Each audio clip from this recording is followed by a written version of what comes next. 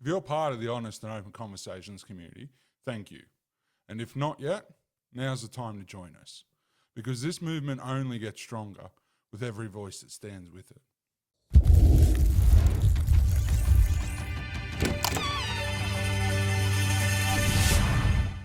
Now, on today's podcast, let me ask you something most politicians, educators, and bureaucrats will never answer honestly, because they either don't know or they don't care. Who socialises your children?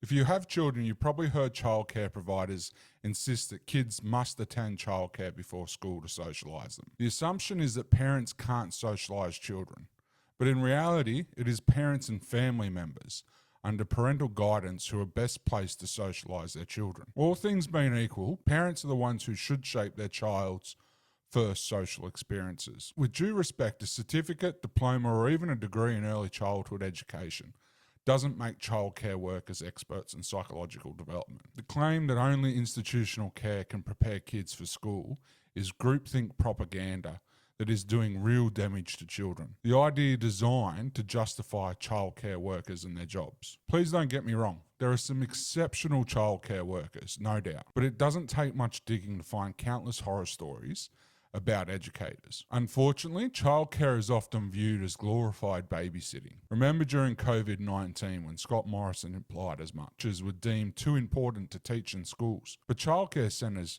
were kept open. Why? Because the people deemed essential workers during COVID-19 still needed someone to watch their children. Childcare centres were allegedly deemed safer from COVID-19 than schools.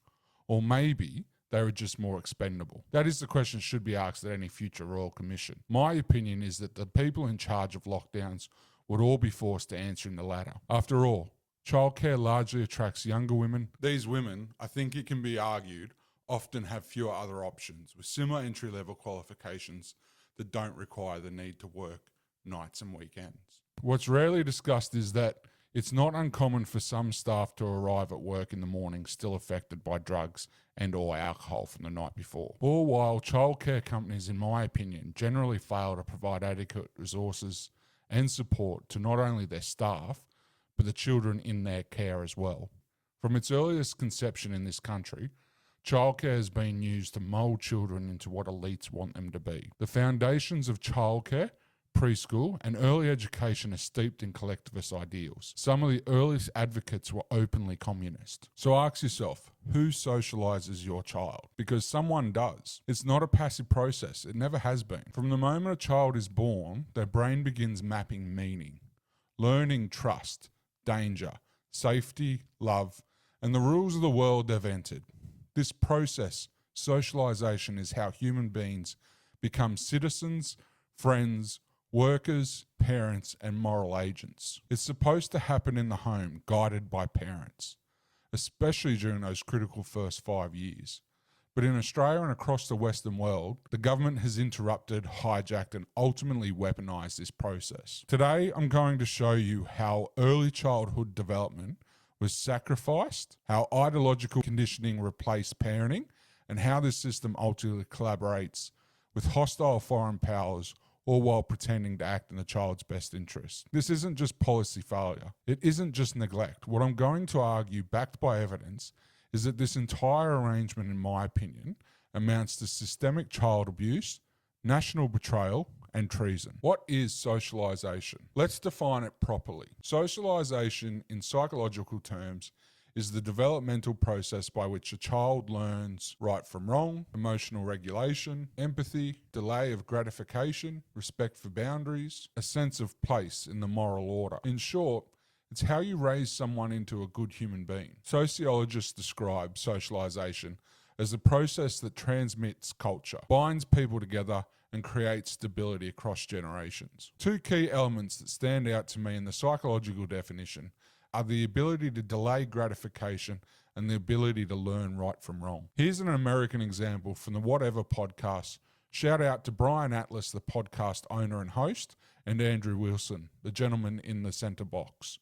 Watch the two women in orange, both caught running the exact same scam. Not like, oh, like I'm not paying for this. I'm just like paying for your time. Paying for like your time, and if you want to have with me, you will, because I'm giving you all this money. But it's like in their head, I think they're just delusional, just how like most women are delusional. I think there's certain type of men that are delusional too. Like they expect so much from a woman just because they take them out on a date. Facts. Even if they pay them or not. Wait a second. Wait, can we back off or back up just for a second? Okay. You have had sugar daddies, right? Yes. And you think they're delusional men, so you're taking advantage of delusional people, is what you're saying. Yes. And if a man were to take advantage of a delusional woman and have sex with her, would that be okay? I'm not saying what I did was okay. I'm saying No. Answer my question first. no, it's and then not qualify. okay. No, it's not okay. Yeah. Yeah. So why are you taking advantage of delusional men? Because it was a second job. Oh, so if a man said, "Oh, it was a second job for me to take advantage of delusional women," that would be a good justification, you think? No,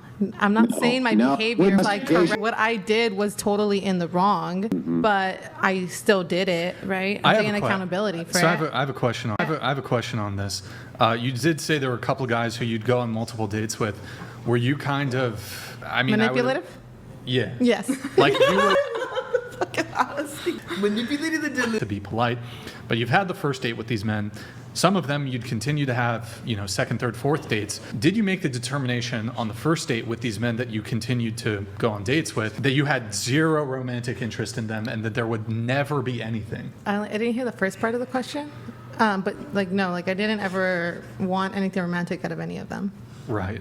So, you were just doing it for the money. For money, correct. Because I could... They were going to hook up with. I think all of them wanted to hook up with me, and I did give them the idea that, because my whole facade was that, I was super religious, and I was, going to be interested in, dating them. That was my story. That was, my story. I would tell them, I'm looking... I would lie to them, I would lie to them saying, I want to date you, and, it can become sexual, if, I want to be in a relationship with you. So at the end of the day, I feel like they were working towards that, even though, for me, it was just, all a lie. And then for one of them, I think he deserved it because he was married. There's also manipulative women on these services.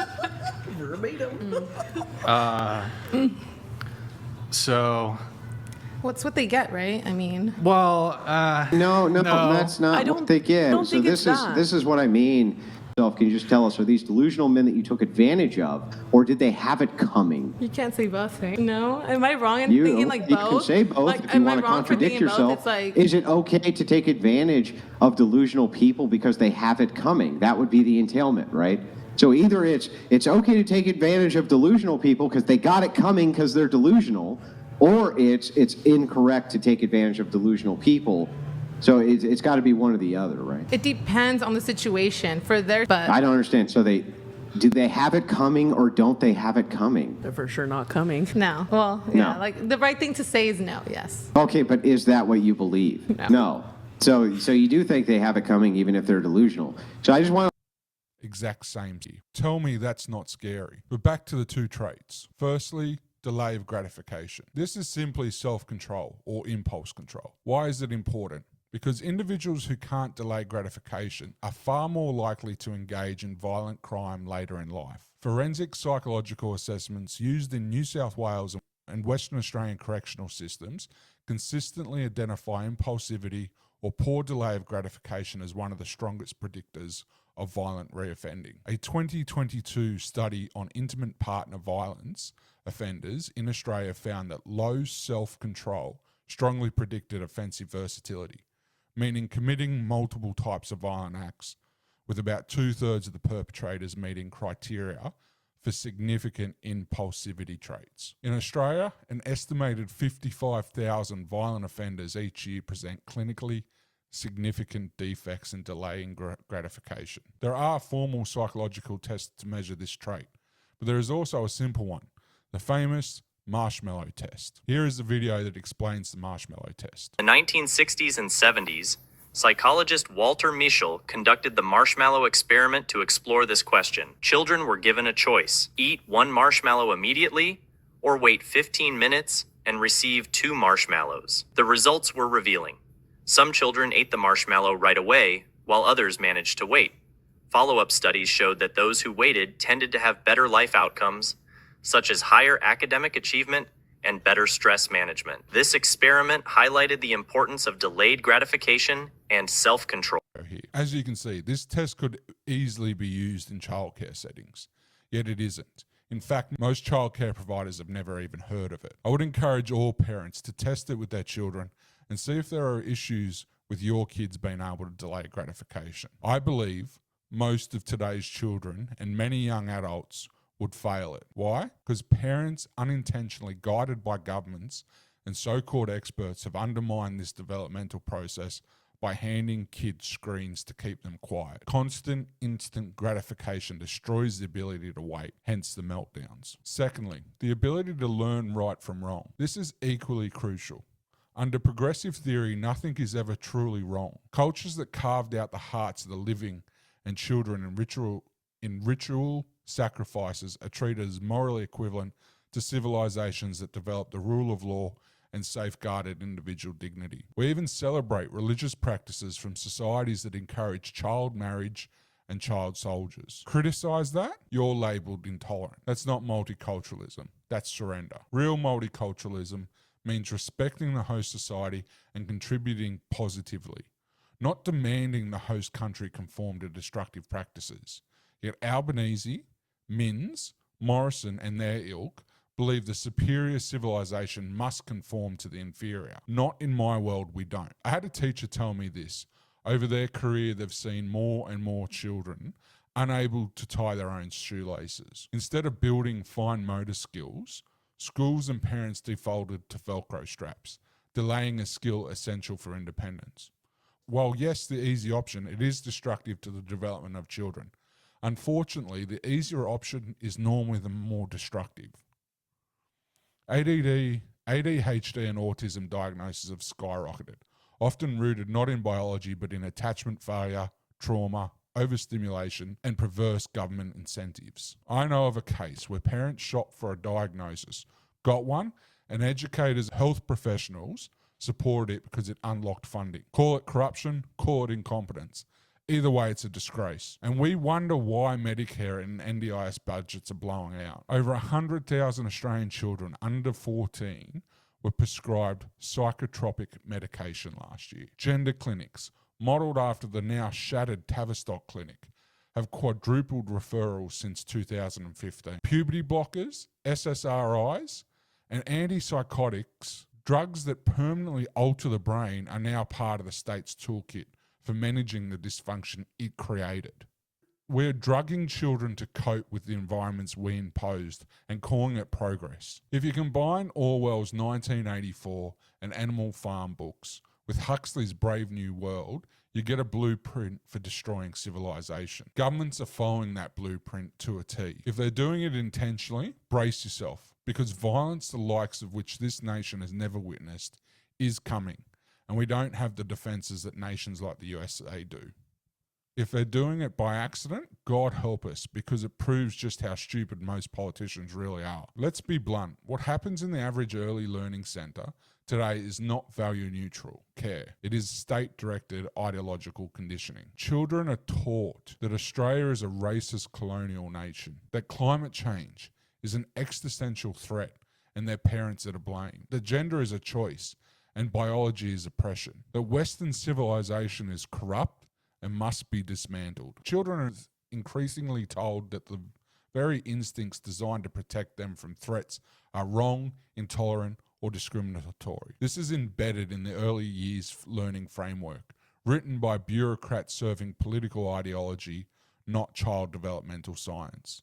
And remember this, children aged 0 to 7 are in the theta dominant brain state, meaning they absorb everything without critical thinking. This is neurological programming, not education, and it is child abuse. There is no doubt of that. As Hitler said regarding the Hitler Youth, he alone who owns the youth gains the future. Here's the bigger picture. When you combine this kind of ideological programming at home with hostile powers abroad, you create a generation unprepared to defend itself, psychologically, morally, or even physically. While our children are being taught to hate their own civilization, our enemies are training theirs to dominate.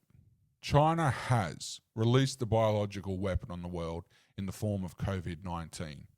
and some historians argue the Black Plague may have also originated in China. Directed lasers at military aircraft, attacked Australian Defence Force personnel in international waters, orchestrated cyber attacks on Parliament, signed military pacts in the Pacific to encircle Australia, intimidated citizens on Australian soil, allegedly operated police stations within our borders, and infiltrated the major political parties to avoid criticism of the Chinese Communist Party, while also planting foreign sleeper agents prepared to do the bidding of the Chinese Communist Party in Australia. Each of these acts individually meets the threshold for war. We are under attack. Psychologically, economically, informationally, and our governments, it's not defending us, it's helping the enemy. Under Section 80.1 of Australia's Criminal Code, treason includes assisting an enemy engaged in hostilities, which is China, and providing material aid to a hostile power. Again, China, by handing over our energy policy, indoctrinating children, weakening citizen resilience, allowing the Chinese to run psyops on Australians, while forcing Australians to become more reliant on the biggest military threat to Australia since World War II. And we can't forget providing the raw materials to produce the weapons that will kill Australians and our allies in any future military engagement. Our leaders, Labor and Liberal alike, are, in my opinion, guilty of systemic betrayal and treason. The collapse of democracy is very real, and we are flirting with the breaking point as our social hierarchies of power are awarding the dark tetrad personality traits of narcissism, Machiavellianism, psychopathy, and sadism. For those who don't know, the dark tetrad is a tool that identifies the characteristics of psychopaths and sociopaths. Lying, coercion, and manipulation should be punished, but instead they're rewarded with prime ministerships, especially when it's clear they lack the ability to hold a chook raffle, let alone the highest office in the land. Australia has had a who's who of inept prime ministers for decades. Albanese is just the latest example. A man so inept that only 3 in 10 Australians voted for him, and he still won. This isn't sustainable. Our leadership looks more like Bond villains than public servants. From Brussels to Canberra, Washington to the UN, we see degeneracy, corruption, and psychological collapse. The only hope? Leaders with clarity, courage, and conviction. Leaders like President Trump. That is, if the political machine can get out of his way. This isn't just policy failure. It's psychological war. It's economic sabotage. It's strategic surrender. Governments broke the bond between parent and child. They replaced love with ideology. They empowered the enemy, all while calling it progress. It makes me sick. The war for our children has already begun. We need to fight back. This is honest and open conversations, unrestricted, unapologetic. The fight for truth isn't over. It's just getting started. I want to thank every single one of you, our listeners, our followers, and especially our members. Your support is the reason this show exists. This platform was built for people like you, people who still believe in truth, in courage, and in having the hard conversations that matter.